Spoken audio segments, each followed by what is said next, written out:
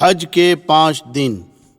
اب آپ حضرات کے سامنے حج کا طریقہ بیان کیا جا رہا ہے۔ حج بہت آسان ہے۔ حج کے 5 دن ہیں، 8، 9، 10، 11، 12۔ ان 5 دنوں میں کچھ کام کرنے ہیں، اس کو حج کہتے ہیں۔ اس کو اچھی طرح سمجھ لیں، کیونکہ حج زندگی میں ایک ہی مرتبہ فرض ہے۔ آج 8 ذی الحجہ کو مینا جانا ہے۔ یہ سفر آپ کا بس سے ہوگا، لہٰذا 7 ذی الحجہ کو عشاء کے بعد سے ہی تیاری کر لیں، کیونکہ حاجی زیادہ ہوتے ہیں تو معلم حضرات عشاء کے بعد سے ہی حاجیوں کو مینا لے جانا شروع کر دیتے ہیں۔ معلم کی ہدایت کے مطابق آپ تیاری کر لیں، اپنی تمام ضروریات سے فارغ ہو کر غسل کر لیں اور احرام باندھ لیں جیسے پہلے باندھا تھا۔ ایک چادر کو لنگی کی طرح پہن لے اور ایک چادر اوڑھ لے، اور جیسے پہلے سر ڈھانک کر 2 رکعت نماز پڑھی تھی اب بھی پڑھ لیں۔ پھر جب بس میں بیٹھ جائیں تو حج کی نیت کریں۔ اللہم انی ارید الحج فیسرہ لی وتقبلہ منی۔ اے اللہ، میں حج کی نیت کرتا ہوں، تو آسان فرما، قبول فرما۔ نیت کے ساتھ ہی 3 مرتبہ ذرا بلند آواز سے لبیک پڑھیں۔ لبیک اللہم لبیک، لبیک لا شریک لک لبیک، ان الحمد والنعمت لک والملک لا شریک لک۔ اور عورتیں آہستہ آواز میں لبیک پڑھیں۔ اب آپ کا احرام شروع ہو گیا اور وہ ساری پابندیاں لگ گئیں جو پہلے بیان کی گئی۔ اور جن حضرات کا حج افراد یا قران ہے، ان کا احرام تو پہلے ہی سے بندھا ہوا ہے۔ اب 10 یا 11 تاریخ کو قربانی کر کے جب سر کے بال منڈوائیں گے تب آپ کا احرام کھلے گا۔ اب آپ کو پہلے کی طرح ہر موقع پر چلتے پھرتے اٹھتے بیٹھتے خوب ذوق و شوق کے ساتھ اور اللہ کی عظمت و محبت کے ساتھ لبیک پڑھتے رہنا ہے۔ اور 10 ذی الحجہ کو بڑے شیطان کو جب کنکری ماریں گے تب تک یہ پڑھتے رہیں گے، اور یہ خیال کر کے پڑھنا ہے کہ میں حضرت ابراہیم علیہ السلام کی پکار کا اللہ کو جواب دے رہا ہوں اور اللہ میری بات سن رہا ہے۔ حج کا پہلا دن 8 ذی الحجہ۔ آج آپ مینا پہنچیں گے۔ 8 تاریخ کو ظہر سے پہلے تقریباً تمام حاجی مینا پہنچ جاتے ہیں۔ یہاں پہلے سے خیمے ٹینٹ لگے ہوتے ہیں۔ معلم کی بس آپ کو اپنے خیمے تک پہنچا دے گی۔ مینا جاتے وقت اس بات کا خیال رکھیں کہ 400-500 ریال ساتھ میں رکھ لیں اور بہت زیادہ سامان اور وزن اپنے ساتھ نہ لے جائیں، ورنہ آپ پریشان ہوں گے، کیونکہ یہاں آپ کو پیدل بھی چلنا پڑے گا۔ ضرورت کا سامان ضرور لے لیں، مثلاً 1 جوڑا احرام کی چادریں، ہوا کا تکیہ، لنگی، پلاسٹک کا مسلح، چٹائی، پردہ کرنے کے لیے چادریں، بریڈ، ستو، پھل، لوٹا، صابن، کنکریوں کی تھیلی، چپل رکھنے کی تھیلی وغیرہ۔ مینا جانے سے پہلے معلم کی بس کا نمبر اور مینا میں آپ کا خیمہ کہاں ہے اس کی معلومات کر لیں۔ اپنا تعارفی کارڈ ہر وقت اپنے ساتھ رکھیں۔ اپنے خیموں میں پہنچ کر اس بات کا پورا دھیان رکھیں کہ بے پردگی نہ ہو، اس لیے اگر ہو سکے تو خیمے کے ساتھیوں کو جوڑ کر حکمت و محبت کے ساتھ ان سے بات کر کے بیچ میں پردہ ڈال دیں تاکہ مستورات ایک طرف ہو جائیں اور مرد ایک طرف ہو جائیں۔ مینا پہنچ کر اپنے خیمے کا نمبر اور خیمہ کس روڈ پر ہے اسے بھی یاد کر لیں اور لکھ کر محفوظ کر لیں۔ مینا مکہ مکرمہ سے 3 میل کے فاصلے پر 2 طرفہ پہاڑوں کے درمیان بہت بڑا میدان ہے، جس میں پہاڑی رقبہ بھی ہے۔ پورے مینا کا مجموعی رقبہ 7 لاکھ مربع میٹر ہے، جس میں جمرات کی 5 منزلہ عالیشان عمارت بھی بنی ہوئی ہے۔ مینا میں آج آپ کو 5 نمازیں پڑھنی ہیں، ظہر، عصر، مغرب، عشاء اور 9 ذی الحجہ کی فجر۔ یہ 5 نمازیں اپنے خیموں میں باجماعت ادا کریں، بس اور کوئی کام آج مینا میں نہیں ہے۔ باقی وقت ذکر و دعا اور تسبیح و تلاوت میں اور حج کو سیکھنے میں گزاریں۔ حج کا دوسرا دن 9 ذی الحجہ۔ آج حج کا دوسرا دن ہے۔ آج سے ایام تشریق بھی شروع ہو گئے، لہٰذا فجر کی نماز کے بعد فوراً مرد بلند آواز سے اور عورتیں آہستہ آواز سے تکبیر تشریق پڑھیں۔ اللہ اکبر لا الہ الا اللہ واللہ اکبر وللہ الحمد۔ تکبیر تشریق 9 ذی الحجہ کی فجر سے 13 ذی الحجہ کی عصر تک ہر فرض نماز کے بعد مرد اور عورت پر 1 مرتبہ پڑھنا واجب ہے۔ 9 ذی الحجہ کا دن بڑا ہی عظیم الشان دن ہے۔ آج آپ کو سورج نکلنے کے بعد مینا سے عرفات کی طرف روانہ ہونا ہے۔ عرفات مینا سے 6 میل پر ایک بڑا میدان ہے۔ یہاں بھی پہلے سے خیمے ٹینٹ لگے ہوتے ہیں۔ عرفات میں ایک مسجد ہے، مسجد نمیرہ۔ اس میں امام حج ظہر اور عصر ایک ساتھ پڑھاتے ہیں۔ اگر آپ بھی اس مسجد میں پہنچ کر ظہر اور عصر ایک ساتھ پڑھنا چاہیں تو پڑھ سکتے ہیں، مگر اس بات کا خیال رکھیں کہ امام اس زمانے میں صبح نجد سے آتا ہے اور مسافر رہتا ہے، اس لیے دونوں نمازوں کو 2 رکعت کر کے وہ قصر پڑھاتا ہے۔ آپ بھی اگر مسافر ہیں یعنی 15 دن سے کم آپ کا قیام ہے تو امام کے ساتھ قصر پڑھ لیں، اور اگر آپ مقیم ہیں تو آپ کو 4 رکعت پڑھنی ہے۔ لہٰذا امام جب ظہر کی 2 رکعت پڑھا کر سلام پھیر دے تو آپ جلدی سے کھڑے ہو کر بغیر سورہ فاتحہ اور سورت کے رکوع سجدے کے ساتھ 2 رکعت پڑھ کر سلام پھیر دیں۔ اس کے بعد امام کے ساتھ عصر کی نماز میں شریک ہو جائیں، اور جب امام عصر کی 2 رکعت پڑھا کر سلام پھیر دے تو آپ فوراً کھڑے ہو کر باقی 2 رکعت اسی طرح پوری کر لیں، یعنی بغیر کچھ پڑھے۔ بعض لوگ مسئلہ نہ جاننے کی وجہ سے باوجود مقیم ہونے کے امام کے ساتھ سلام پھیر دیتے ہیں۔ ایسی صورت میں ان کی نماز نہیں ہوتی، انہیں اپنی نماز لوٹانا ضروری ہے۔ مگر آج کل بزرگوں بھیڑ بہت زیادہ ہوتی ہے، بھیڑ میں ہو سکتا ہے آپ اپنا خیمہ بھول جائیں اور بھٹک جائیں، اس لیے آپ مسجد نمیرہ میں جانے کی کوشش نہ کریں اور اپنے خیموں میں جماعت کے ساتھ ظہر کے وقت میں ظہر اور عصر کے وقت میں عصر کی نماز پڑھیں۔ یہاں اپنے خیموں میں دونوں نمازیں ایک ساتھ نہ پڑھیں، اس کے بعد ذکر و دعا میں لگ جائیں۔ عرفات کے یہ چند گھنٹے ظہر سے مغرب تک پورے حج کا خلاصہ اور نچوڑ ہے۔ یہ دعاؤں کی قبولیت اور مغفرت کا دن ہے۔ اس دن میں اللہ تعالیٰ سمائے دنیا پر نزول فرماتے ہیں اور فرشتوں پر فخر کرتے ہیں کہ دیکھو میرے بندے ایک ہی حالت میں اس میدان میں بکھرے ہوئے ہیں، ایک ہی ترانہ ان کی زبان پر ہے، یہ مجھ سے توقع لگائیں، میرے سامنے ہاتھ اٹھا کر دعائیں مانگ رہے ہیں۔ اللہ تعالیٰ کہتے ہیں میرے فرشتوں ما اراد ہؤلائی، میرے یہ بندے کیا چاہتے ہیں، کیوں جمع ہوئے ہیں؟ پھر اللہ کہتے ہیں یا ملائکتی انی اشہدکم انی قد غفرت لہم، میرے فرشتوں گواہ رہو میں نے ان تمام بندوں کی مغفرت کر دی۔ لہٰذا پوری طرح ہم اللہ کی طرف متوجہ رہیں۔ آج کا خاص کام دعا اور استغفار ہے۔ غروب تک قبلہ رو کھڑے کھڑے جتنا کھڑے رہ سکتے ہیں، پھر بیٹھ کر، پھر کھڑے رہ کر اللہ کے سامنے خوب گڑ گڑائیں، دعا کی کتاب پڑھیں۔ اس دن میں اپنے مالک کو جتنا منوا سکتے ہیں منوا لیں، اپنے لیے، گھر والوں کے لیے، والدین کے لیے، رشتہ داروں کے لیے، محسنین کے لیے، دوست و احباب کے لیے، مرحومین کے لیے اور تمام حاجیوں کے لیے اور پوری امت کے لیے خوب گڑ گڑا کر دعا مانگے، جس زبان میں مانگ سکتے ہیں مانگے۔ عرفات کے میدان میں زوال سے غروب تک کے وقت میں تھوڑی دیر وقوف کرنا یعنی ٹھہرنا حج کا بہت بڑا فرض ہے۔ اسی لیے حدیث شریف میں فرمایا الحج عرفہ، حج عرفہ ہی کا نام ہے۔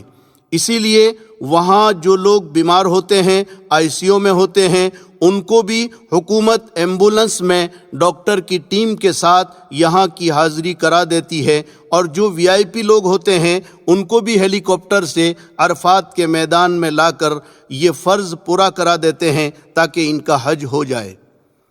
ہو سکے تو عرفات کے میدان میں یہ چند معمولات بھی کر لیں۔ عرفات کے معمولات: عرفات میں ظہر کے بعد یہ 4 عمل کریں۔ نمبر 1، چوتھا کلمہ 100 مرتبہ، لا الہ الا اللہ وحدہ لا شریک لہ، لہ الملک ولہ الحمد وہو علی کل شیء قدیر۔ نمبر 2، بسم اللہ کے ساتھ سورہ اخلاص 100 مرتبہ، بسم اللہ الرحمن الرحیم، قل هو اللہ احد اللہ الصمد لم یلد ولم یولد ولم یکن لہ کفوا احد۔ نمبر 3 درود ابراہیم اخیر میں وعلینا معہم کے اضافے کے ساتھ 100 مرتبہ۔ اللہم صلی علی محمد وعلی آل محمد کما صلیت علی ابراہیم وعلی آل ابراہیم انک حمید مجید وعلینا معہم۔ نمبر 4 استغفار جو آپ کو یاد ہو 100 مرتبہ، استغفر اللہ ربی من کل ذنب واتوب الیہ۔ اس کے ساتھ قرآن کی تلاوت، مناجات مقبول یا الحزب الاعظم بھی پڑھ سکتے ہیں تو ضرور پڑھیں۔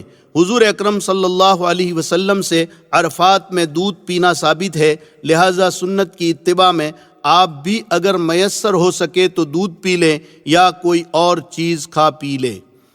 یہاں پر ایک مسئلہ اچھی طرح سمجھ لیں کہ یوں تو عرفات کا وقت 9 تاریخ کی زوال سے لے کر 10 تاریخ کی صبح صادق تک ہے، یعنی اس درمیان میں کوئی بھی آدمی حج کی نیت سے احرام پہن کر تھوڑی دیر کے لیے بھی عرفات میں آ جائے تو وہ حاجی ہو جائے گا، مگر اس میں مغرب تک رکنا واجب ہے۔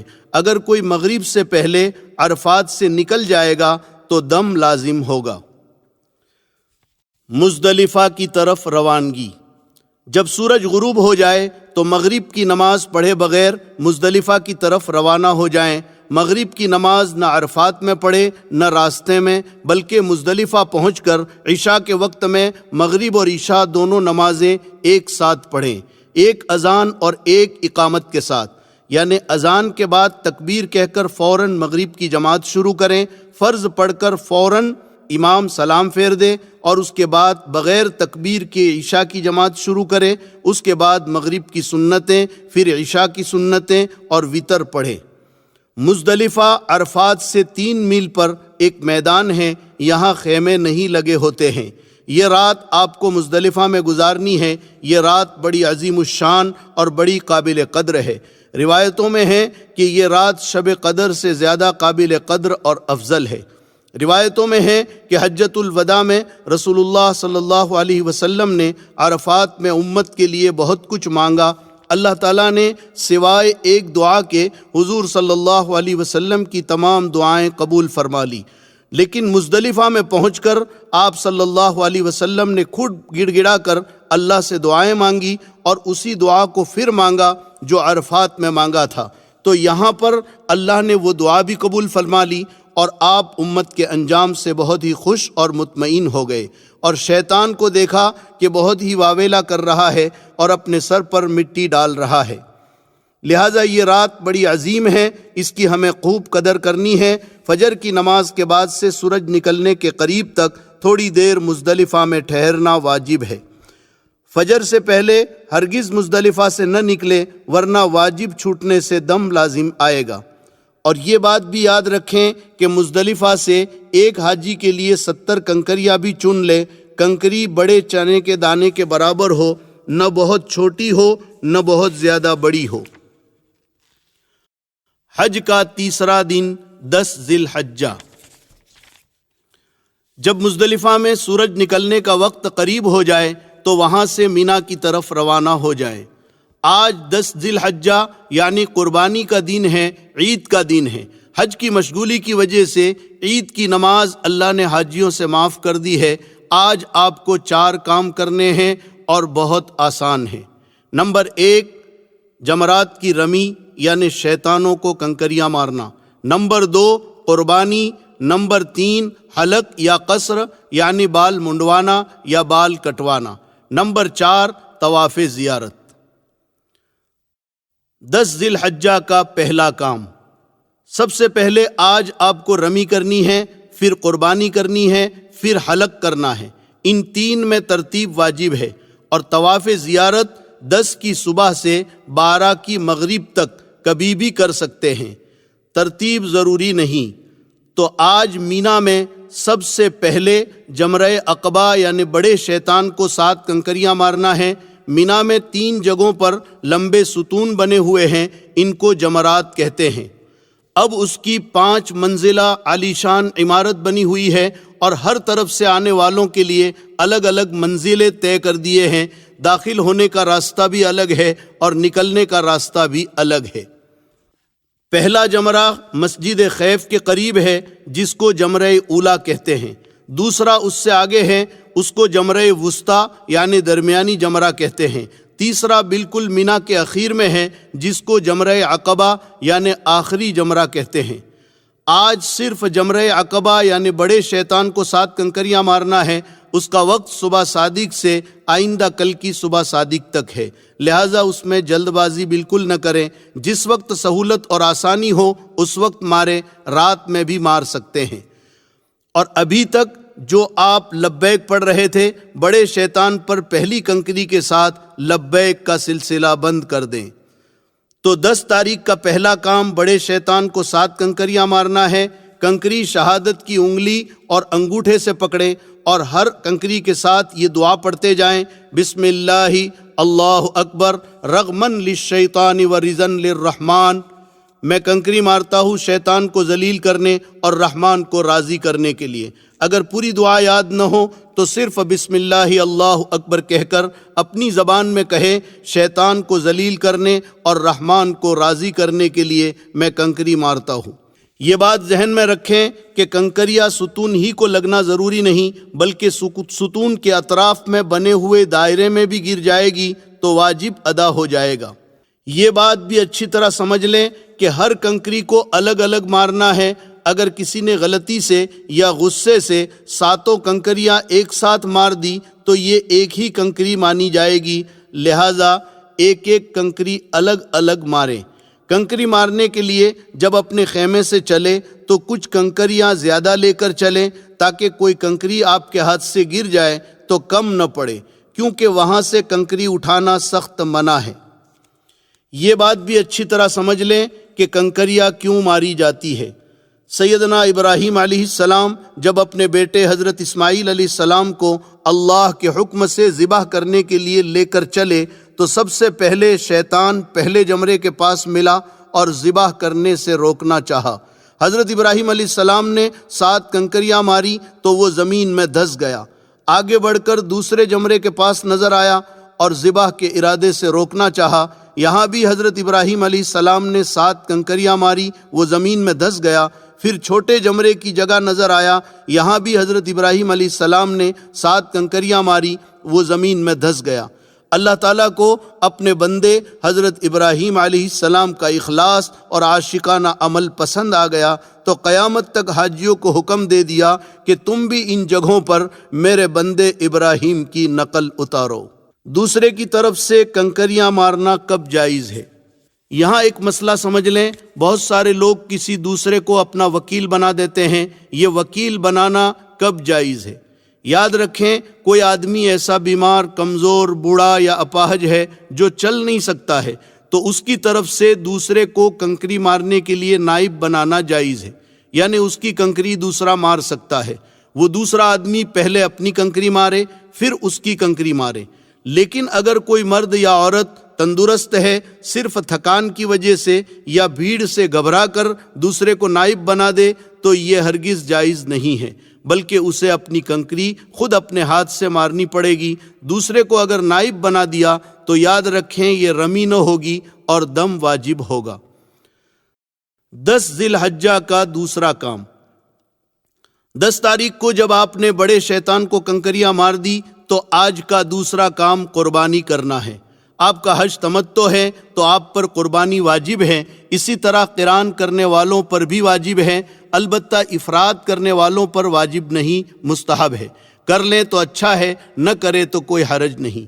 یہ قربانی شکرانے کی ہے۔ اس کے علاوہ صاحب نصاب پر جو سالانہ قربانی ہے وہ تو باقی ہے، جو ہر صاحب نصاب پر واجب ہے، وہ بھی کرنا ہے۔ البتہ وہ قربانی آپ اپنے وطن میں بھی کروا سکتے ہیں، اور اگر حرم میں کرنا چاہیں تو یہاں بھی کر سکتے ہیں۔ بہرحال 10 تاریخ کو رمی سے فارغ ہو کر کسی معتمد آدمی سے قربانی کروائیں، اس کی ترتیب پہلے ہی سے کر لیں۔ قربانی میں وہاں بہت گڑبڑ ہوتی ہے، لہٰذا اطمینان والے آدمی کو قربانی دے اور اس کا نمبر لے لیں، پھر رمی کر کے اس کو فون کر دیں تاکہ وہ قربانی کر لے، پھر اس کے بعد آپ حلق کریں۔ 10 ذی الحجہ کا تیسرا کام۔ قربانی کے بعد آپ حلق یا قصر کروا لیں۔ حلق یعنی سر کے بال اس طرح سے صاف کرنا اور قصر یعنی سر کے بال قینچی یا مشین سے کاٹنا۔ اس کے بغیر آپ کا احرام نہیں کھلے گا۔ اس کا طریقہ یہ ہے کہ پورے سر کے بال منڈوا دیے جائیں یا پورے سر کے بال برابر کر کے کٹوا دیے جائیں۔ حلق کرنا قصر سے زیادہ بہتر ہے، اس کا ثواب زیادہ ہے۔ آپ حرم میں دیکھیں گے کہ لوگ مختلف طرح سے حلق اور قصر کرتے ہیں۔ آپ دیکھا دیکھی بالکل نہ کریں، مسئلہ اچھی طرح سمجھ لیں۔ اگر آپ کے سر کے بال بڑے ہیں تو آپ قصر کر سکتے ہیں، یعنی بال قینچی سے کاٹ سکتے ہیں، مگر لمبائی میں کم از کم انگلی کے پور کے برابر کٹنا ضروری ہے۔ اور اگر آپ کے سر کے بال انگلی کے پور سے چھوٹے ہیں تو پھر حلق واجب ہے۔ قینچی سے کاٹنے سے احرام نہیں کھلے گا۔ عورتیں اسی طرح سے بال کاٹیں جس طرح عمرے میں سعی کے بعد بال کاٹے تھے، یعنی بالوں کے نیچے کے حصے سے ایک پور کے برابر بال کاٹیں۔ بہرحال 10 ذی الحجہ کو جب آپ نے شیطان کو کنکری بھی مار لی، قربانی بھی کر لی اور سر بھی منڈوا لیا تو اب آپ کا احرام ختم ہو گیا۔ اب آپ سلے ہوئے کپڑے پہن سکتے ہیں اور وہ سب چیزیں حلال ہو گئی جو احرام کی وجہ سے حرام تھی۔ مگر ایک پابندی ابھی بھی باقی ہے کہ بیوی ابھی حلال نہیں ہوئی۔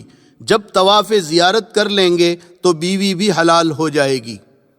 یہاں نوجوانوں سے بعض مرتبہ غلطی ہو جاتی ہے، وہ حلق ہو جانے کی وجہ سے سمجھتے ہیں کہ ہم حلال ہو گئے اور بیوی سے صحبت کر بیٹھتے ہیں۔ یاد رکھیں، اگر ایسی غلطی ہوئی تو ایک قول کے مطابق بڑا دم لازم ہوگا، یعنی بڑے جانور کی قربانی کرنا پڑے گا، لہذا اس کا خیال رکھیں۔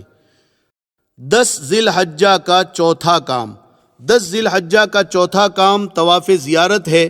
یہ حج کا فرض ہے۔ طواف زیارت 10، 11، 12 ان 3 دنوں میں کبھی بھی کر سکتے ہیں۔ رمی، قربانی اور حلق ان تینوں سے پہلے بھی، درمیان میں بھی اور بعد میں بھی کر سکتے ہیں۔ البتہ افضل یہ ہے کہ طواف زیارت رمی، قربانی اور حلق کے بعد کیا جائے۔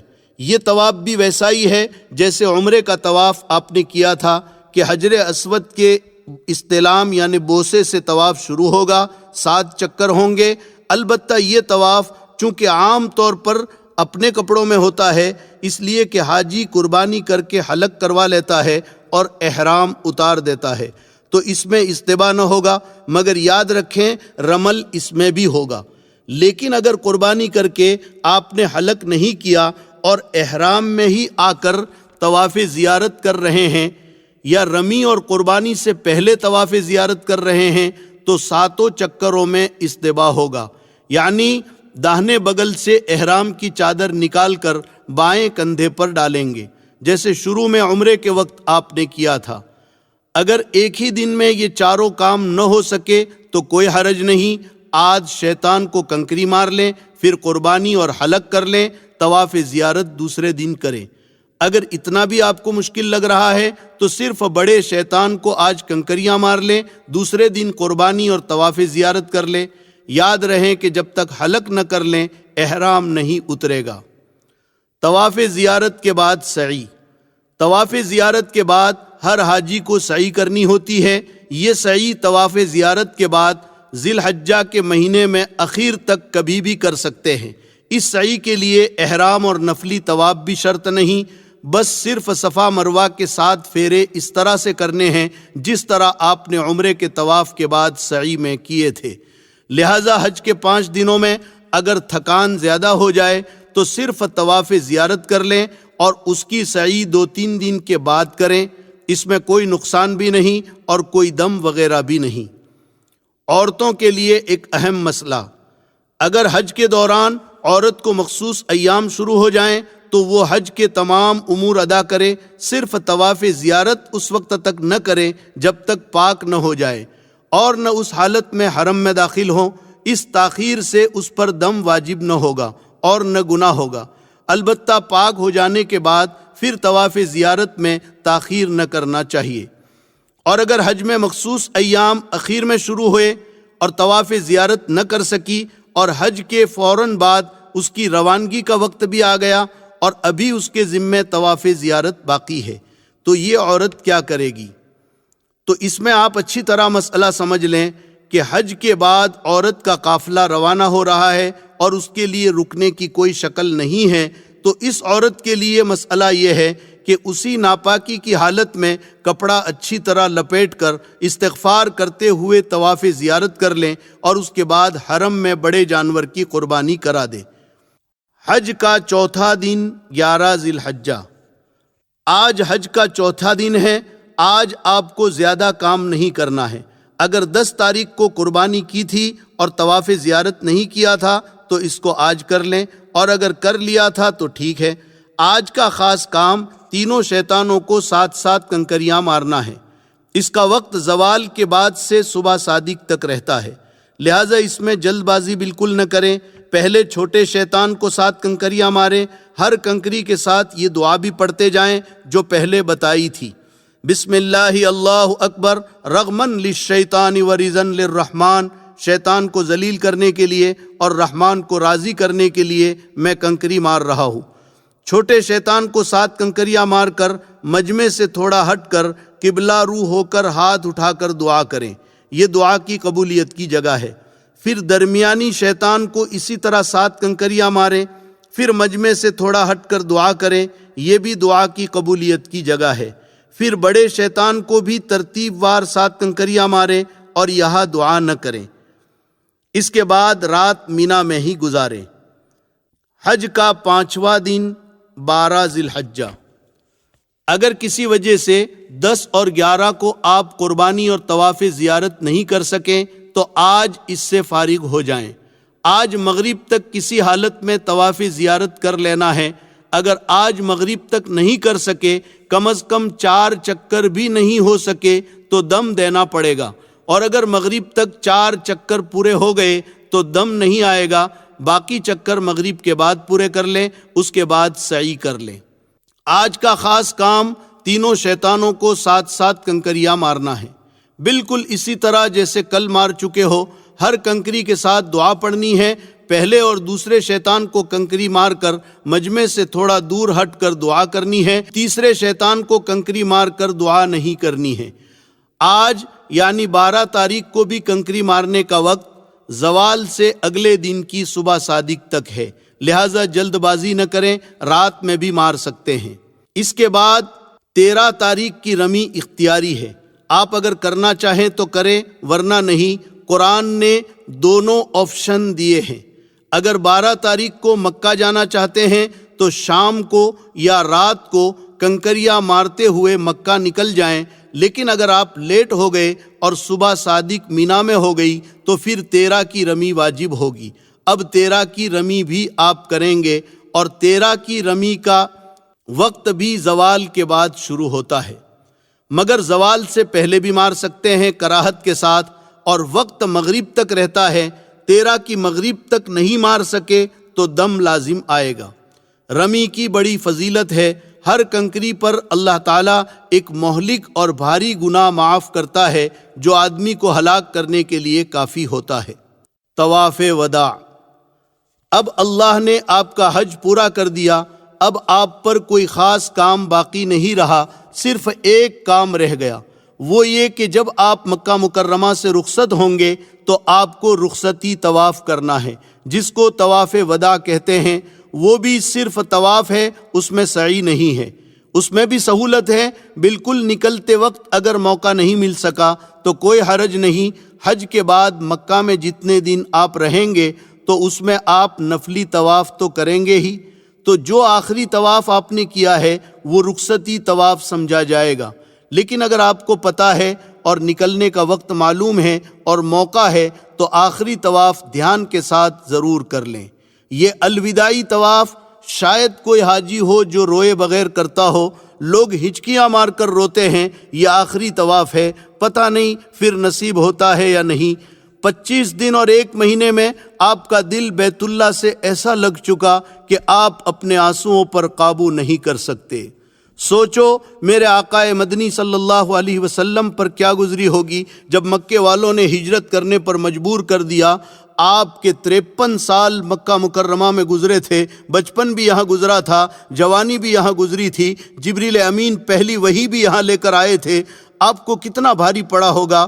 آپ مکے سے باہر نکل کر ایک ٹیلے پر چڑھ کر مکے کی طرف حسرت بھری نگاہ ڈال کر روتے ہوئے کہہ رہے ہیں، یا ارض مکہ انکی لخیر ارض اللہ و احب ارض اللہ، اے سرزمین مکہ تو اللہ کی زمینوں میں سب سے زیادہ پیاری اور سب سے زیادہ محبوب ہے، مگر یہ تیرے اندر رہنے والے مجھے رہنے نہیں دیتے، اگر یہ مجھے نہ روکتے تو میں کہیں نہ جاتا۔ پھر مدینے کی طرف چل دیے، آپ کی آنکھوں سے آنسو جاری ہے۔ راستے میں اللہ نے قرآن اتارا، ان الذی فرض علیک القرآن لرادک الی معاد، میرے محبوب جس اللہ نے آپ کے اوپر قرآن اتارا ہے وہ اللہ آپ کو عزت اور اکرام کے ساتھ دوبارہ مکہ لائے گا۔ بہرحال الوداعی طواف میں رونا یہ قبولیت کی نشانی ہے۔ اب آپ کو جو دن مکہ مکرمہ میں رہنے کے لیے مل جائیں اس کو خوب غنیمت سمجھیں اور اللہ کا شکر ادا کریں کہ اللہ نے آپ کو یہ سعادت نصیب کی ہے۔ دن رات میں جتنا ہو سکے نفلی طواف کریں، نفلی عمرہ کریں، اپنے لیے، والدین کے لیے، محسنین کے لیے، رشتہ داروں کے لیے اور پوری امت کے لیے دعائیں کریں۔ بڑی مبارک جگہ ہے جہاں انبیاء علیہم السلام کے قدم پڑے ہیں، نبیوں کے سردار تاجدار مدینہ محمد الرسول اللہ صلی اللہ علیہ وسلم کے مبارک قدم پڑے ہیں، صحابہ کرام اور اللہ والوں کے قدم پڑے ہیں۔ حجر اسود جنت کا پتھر ہے، اس کو بوسہ دے، ملتزم سے چمٹ کر رو رو کر دعائیں کرے۔ حتیم جو خانہ کعبہ کا حصہ ہے اس میں نماز پڑھے، محبت و عظمت سے اللہ کے گھر کو صرف دیکھتے ہی رہے، کیا پتہ ان مبارک جگہوں پر پھر حاضری کی سعادت میسر آتی ہے یا نہیں۔ کتنے لوگ امیدیں لے کر دنیا سے چلے گئے اور موقع نہیں مل سکا، اور اللہ نے آپ کو سنہرا موقع دیا ہے، اس لیے اس کو خوب غنیمت سمجھیں اور اللہ کی رحمتوں اور نعمتوں کو جتنا لوٹ سکے لوٹیں۔ مزے لوٹو کلیم اب بن پڑی ہے، مزے لوٹو کلیم اب بن پڑی ہے، بڑی اونچی جگہ قسمت لڑی ہے۔ مکہ مکرمہ کے کچھ تاریخی اور متبرک مقامات۔ جنت المعلی مکہ مکرمہ کا قبرستان ہے، یہ جنت البقیع یعنی مدینے کے قبرستان کے بعد تمام قبرستانوں سے افضل ہے۔ ہزاروں صحابہ کرام اور اولیاء عظام اس قبرستان میں مدفون ہیں۔ حضور اکرم صلی اللہ علیہ وسلم کی پہلی بیوی حضرت خدیجۃ الکبریٰ رضی اللہ تعالی عنہا بھی اسی قبرستان میں مدفون ہیں، اس کی زیارت بھی مستحب ہے۔ جبل ابو قبیس مسجد حرام سے باہر صفا سے متصل ایک پہاڑ ہے، جس پہاڑ پر چڑھ کر حضور اکرم صلی اللہ علیہ وسلم نے قریش کو اسلام کی پہلی دعوت دی تھی۔ یہاں بنو ہاشم آباد تھے اور اسی پہاڑ کے ایک حصے میں وہ گھاٹی تھی جس میں 3 سال تک حضور اکرم صلی اللہ علیہ وسلم کے ساتھ بنو ہاشم کا بائیکاٹ ہوا تھا۔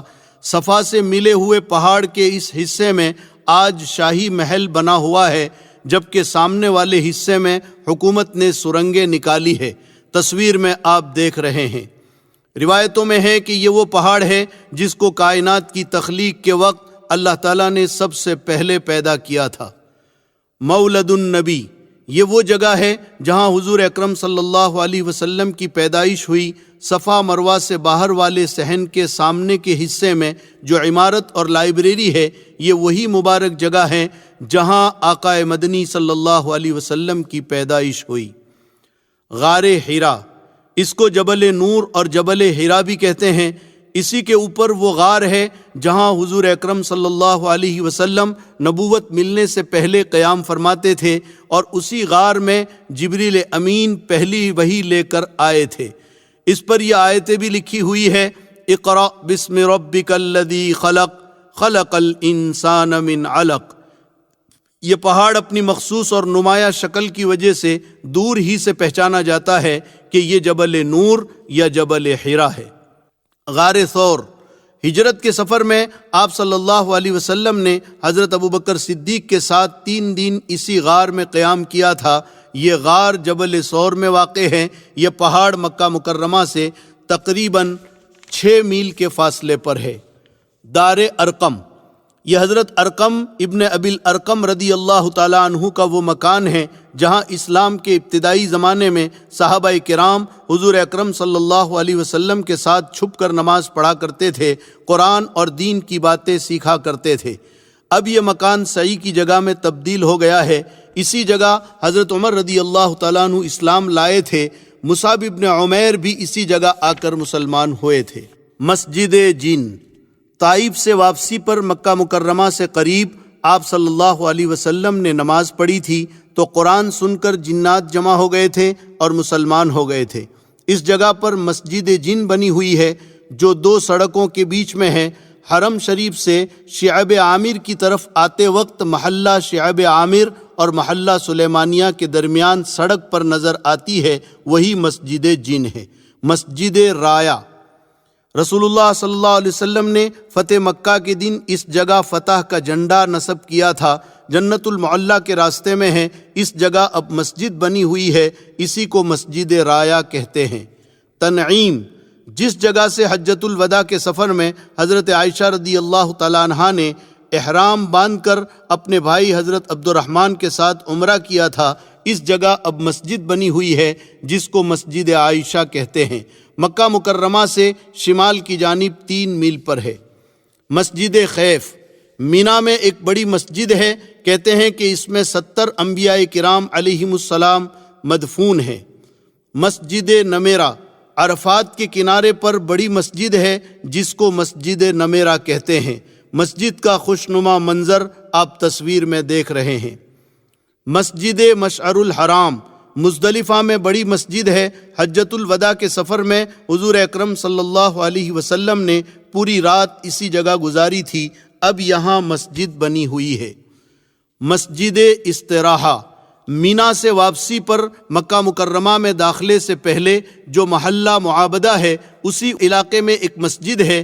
13 ذی الحجہ کو حج سے واپسی پر رسول اکرم صلی اللہ علیہ وسلم نے ظہر عصر پڑھی تھی اور کچھ دیر آپ نے آرام بھی کیا تھا، اس لیے اس کو مسجد استراحہ کہتے ہیں۔